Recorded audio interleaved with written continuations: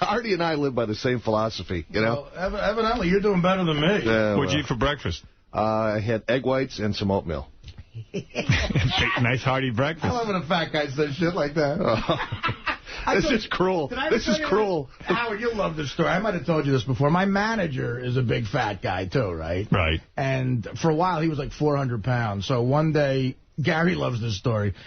He made me go to a breakfast meeting with this NBC executive. Right. And the NBC executive was kind of an effeminate guy, and he was pitching me an idea for something. I didn't want to be there, and I did my manager a favor. So we're waiting to order, and there's awkward silence, you know.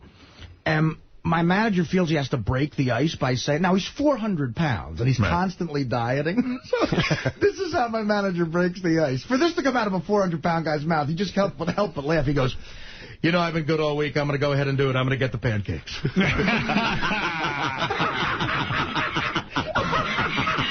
And me and the gay guys look at each other like, what the fuck did he just say? I've been good all week. Yeah, like we were wondering what he was going to get. And we know, and we're into his dieting. Like, you know, I've been good all week. I'm going to go ahead and do it. I'm going to get the pancakes. Yeah, well, I went to dinner with Tim. Like a jerk off. I took Tim to a nice Italian restaurant. We were going to have really good food. Tim sits down.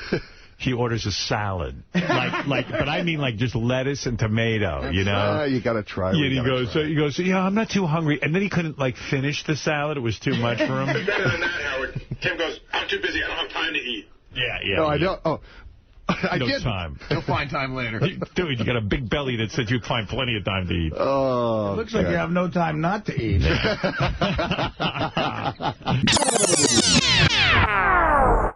You will find love. You will find love one day. Hey, I'm 44. Martin Luther King had a dream, too. The legendary Earthquake, who is one of my favorite comics in the whole world. You know, Artie, you quote Earthquake regularly. All the time. Absolutely. That's a cost. He's an amazing comedian, and if you do get the chance to get out and see him, you should. And let me give the plugs again. Earthquake tonight through Sunday. The Stress Factory. That's in New Brunswick, New Jersey, close by. August 23rd through the 25th at the Laughs on the Landing in St. Louis. And if the club owner's listening, can you just send the checks right to the wife? Yeah. So he doesn't have to deal. August 31st at the Gibson Amphitheater in L.A. And September 15th at the Atlanta Civic Center. So you're working like crazy. Man, I have to. You have to. Because you can't miss one of them. I'm telling you, send your ass to jail. And you making any money from this TV show, Everybody Loves Chris? You're going to be on there? Well, you know, you do episodics. So, you know, right. I'm not a recurring role. If you ever get to the point to be a regular, then it'll move up. But shit, she went in there and told him it was my whole show. See, there you go again. Yeah. You like working in that medium? Yes, I like that. Would you like to get your movie career going or something? Yeah. I'm develop my show. Matter of fact, we're going to talk about, we're going to try to get a show about my life about it. I said I wanted to do a reality show, but she was holding out like Russell. She wanted more money.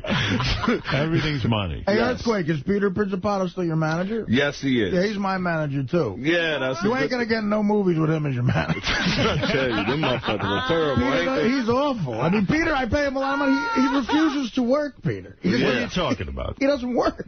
He doesn't work? I send him thousands of dollars. But what is he supposed to do if the offers aren't there for the movie? How can he get you in a movie? He's got to go out and create something. He's supposed to create it. No, see, they're not managers. They're brokers. Yeah, well, I don't know what the hell they are. I mean, he doesn't do anything. But his point of view would probably be when your movie career starts to heat up, then he can wheel and deal for you and get you more money and get you this kind I got offered a movie recently. Go ahead. The guy called me directly. And he said, no one, he goes, I've been trying to cast this part. And he goes, no, we put out my role in Entourage. That was through a friend. Well, he goes, it's been in the breakdowns for you. We've been trying to cast this part forever. And I go, did anyone ever submit me? They're like, no. In Peter's defense, did you talk to him about it and say... I said, yeah, and still nothing. See, I think people have the wrong impression in show business of a manager. Well, what should I get for over $100,000 a year that I give him? What should I get for that? First of all, the way it works is, I never understood the concept of manager anyway. I have an agent and that's it. But a manager is at parties, he wheels and deals, he talks to people. He doesn't do that. He doesn't do that? No. Well, he doesn't do any of that. Well, in all fairness, he's got to have an opportunity to respond to this. This is terrible what you're saying. Well, I've given him every opportunity. He won't call me. He doesn't even answer your call. He's not the brightest guy, which is fine. Peter? No, he's not a smart It just sounds man. like you're angry. No, I am. I feel he's stolen money from me. No. I don't think the guy. He's not a bright person. He's not an intellectual. Are you dropping him as a manager? I would love to, but then what? The problem is he does secretarial work for me. Like he's involved in my life in a way where, honestly. But Artie, you're not being fair to him, and he's not here to answer these charges. He well, might if even he say would to you, call, hey, he doesn't listen to the show. So if he'd call in, he could call in. All right. Well, I'd have him on any time. You would? Of course. All right, well, Gary, call Peter and see if he'll come on the air with Artie, and we'll work this out. This will be the first time I've talked to him in a while. All right, that's fair. If he's not answering your calls... How about not sending the check? I bet you he'll call. Oh, then he'll try to sue me. This is what they do. They do nothing. He's an overpaid secretary. I'm right with him. Earthquake is playing a date every weekend. Yes. And I'm playing a date every weekend. Yes. You know why? Because there's nothing else going on. Nothing else going on. Well, they are manager and women. You want movie work, you want sitcoms, you want all of that. Yes. You're ready. And believe me, you sound to me like you're ready. You're a funny guy. Yeah, man, but you know how it is. Like he said, they brokers. Somebody got to call and put it together. Personally, I think a manager supposed to sit there and mold your career and take you to that other place. While you're working, they're supposed to be thinking about where you go next. He could be thinking. The problem is, maybe... he has no answer. That's it. He's trying to come up with an answer At least to suggest an idea. You know what I mean? Like, surprise me once ago. You know what I think? Okay. But he doesn't think anything. All right, let's get him on the phone. I'll ask Peter what the beef is, and I have a feeling he's sitting somewhere thinking about you. If I were Peter, I wouldn't call in because he's not a brainiac. He's going to look bad. Yeah, call Peter and say Artie's bitching that he hasn't heard from his manager. And his Earthquake as well. And Earthquake's right. here, too. Your clients here. Earthquake like to piggyback on that conversation. Please, we can do a buddy cop together. Yeah, I mean, come on. You know, I'm thinking about you two. Maybe I can manage you. Two out-of-shape cops. We just shoot first. I'll call you once a week and say I'm thinking about you. Fat pigs. Yeah, we just pow. Didn't we say Hawk? We ain't got no chance to be chasing you. Even that, like that's an idea. Yeah, he never has an idea. He calls me and he goes, "Listen, somebody called me." No, but I'm not asking him to be a screenwriter. But he represents screenwriters and directors. A lot of them. He can put it all together. Awful. A lot of bitching and moaning going on. Hey. What are you going to do, Earthquake? It's really tough out there. Man, just keep praying. Yeah, well. That's the only thing you got left, man. Bring that pastor with you so we can pray. Yeah. He's a nice man, Peter. I love him. He's a good guy, but he's terrible at what he does. For you. For everybody. I don't see, he doesn't, me and Earthquake are his biggest stars. Yes, we are. Yeah. See Earthquake tonight through Sunday at the Stress Factory. Really, though, you got to admit, man, this guy is on fire. He's a genius. Earthquake is an original genius stand-up. He absolutely is. A good manager, he wouldn't have to be in New Brunswick. August 23rd through the 25th at the Laughs on the Landing in St. Louis. August 31st at the Gibson Amphitheater in L.A. and September 15th at the Atlantic Civic Center. One time I was in Boca Raton. No air conditioning, right? I'm working a club. Boca Raton, Labor Day weekend. I had 6 shows in 2 fucking nights. Back when I'm sending this motherfucker money, all right? I go into my bedroom. I go into my room at the hotel, no air conditioning. Okay, in Boca Raton, like there were mosquitoes mating on my bed. And I try to get Peter on the phone. I'm like, make a phone call. Call somebody. I can't get him. He's out by his pool. All right, we're going to try to get him on the phone. Okay, this is what I get. After not getting him for 2 days, and literally having to buy a block of ice and put a fan behind it so I could do 6 shows to send this fuck money. This is the message I get. He goes, Artie, if you're trying to get me, don't bother. Guess who scored a ticket to the Emmys? Well, I said, some bitterness. While a designer is sewing 2 tuxedos together to get you to the Emmys. Do you have an agent as well? Yes, I have an agent. I got a lot of people. Publicists. Yeah, I got a lot of PR people. I got all. Business manager. Where's Peter? Just, all I have is a cell phone. He's sleeping. He's not getting up till like 11. I've heard, actually. LA time. I've heard that, don't you think it's funny that, have you ever met Artie's agent? No, I know nothing about this man. I don't think he'll come anywhere near the show, Howard. I think he's definitely afraid of exactly what's going on. Oh, well, listen. He's a big fan of the show. Okay, but I think Artie's very bitter, and I don't think it's been fair to Peter. I am sure Peter works very hard. And the fact no, he doesn't. Yeah. Howard, you should hear these raps when he's not on the air and not afraid of one. I'm certainly bitter. I am bitter. Of course I'm bitter. Right, I thought I was going to be Jim Carrey by now. Hey, it doesn't work out for all of us. You have that feeling as well. You want to be Jim Carrey, too. Man. Or at least Drew Carey. Right? Yeah, Drew. But I'm no Carey. What about a game show for You're not even Mariah Carey. Yeah, I'd love to be. Howard, this thing with Artie goes a little bit deeper, by the way, I think. You know, when Artie had his issue with drugs and the whole thing and going to jail and everything, Peter was the only person who stood by him. Oh, that's right. So I don't think Artie has the ability to sever the relationship. Oh, Artie can sever relationships. He's done it with plenty of people. I don't know. Like who? What? I'm not good at it. This one, that one. Girlfriend. You know how to do it. Yeah, there's something you get from Peter that you like, and you like his loyalty. No, because it's like I'd have to tell a million different people a different manager's number. Like, he's got my number. When people call, where do I send the check? He gives them an address.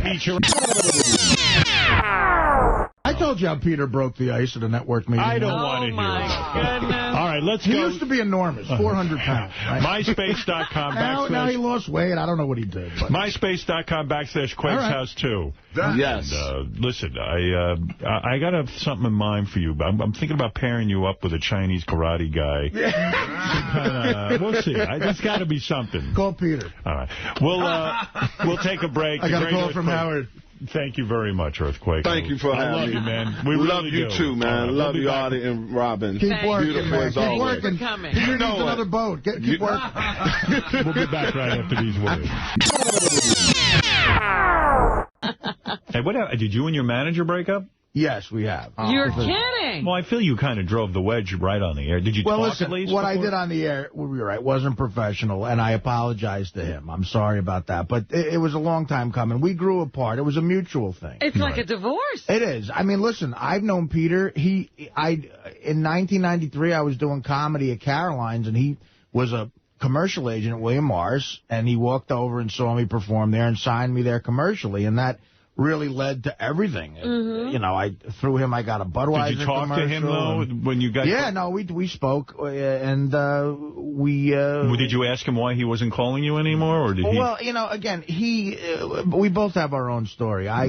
He went... I mean, look, for a long time, while he was in New York, I was his client making the most money, and, I mean, for a while, I paid the fucking phone bill at the place, you know, he went out to California, and he's become enormously successful. He represents a lot of very successful writers, and he merged with this guy, Paul Young, who's a really, bright guy, and they formed Principato Young Management.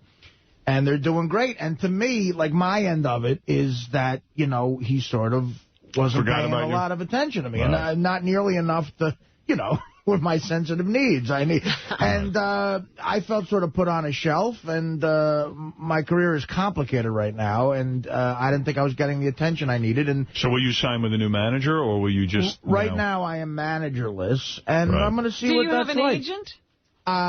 Well, that was the other thing. I've been at CAA for a long time, which is a major, powerful agency, and right now, you know, that relationship might be in question, too. I might be doing some house cleaning, as they say. I see. But that's not official yet, because, anyway, I love Peter. He's a great guy, and he's a successful guy. You should work with him if you have the chance. It just wasn't working anymore for us, and we have now, after 14 years, parted ways. Are you going to be friends? Yeah, it's fine. I mean, look, we heard a rumor that Peter resigned by letter, but... he did, after... After that tirade? I received a letter that had a little bit of an angry twinge to it. I can't blame Peter. I mean, I'm sure he was. Yeah, it was my fault. That wasn't professional to do. And you know, I responded to the letter. Who is in charge of your empire now? Teddy? It's Teddy. We're going with him. What about the rumor are you replacing Teddy with JD? Is there a lot of shuffling going on in the Empire? the assistant position right now is fine. Right. All right, so that's the only position you're satisfied with. Listen, I have a great lawyer, Jared Levine, and I have a great stand-up comedy agent at the Endeavor Agency, Conan Smith, and they're my two main guys. All right. Well, I'm glad you've straightened that all out. If you need to contact Artie. Yeah, Conan Smith, or, call Teddy or Jared Levine. Yeah. But, Peter, good luck, Peter. I love you, and good luck with everything, and I'll be going my own. Hard feelings. No hard feelings at all. He's a good man. All right. Very good. All right, we're going to take a break, and when we come back... Thank you. Yeah. We just wanted to know. Yeah, well, there you go. We have closure. It's sad. It's a sad day in show business.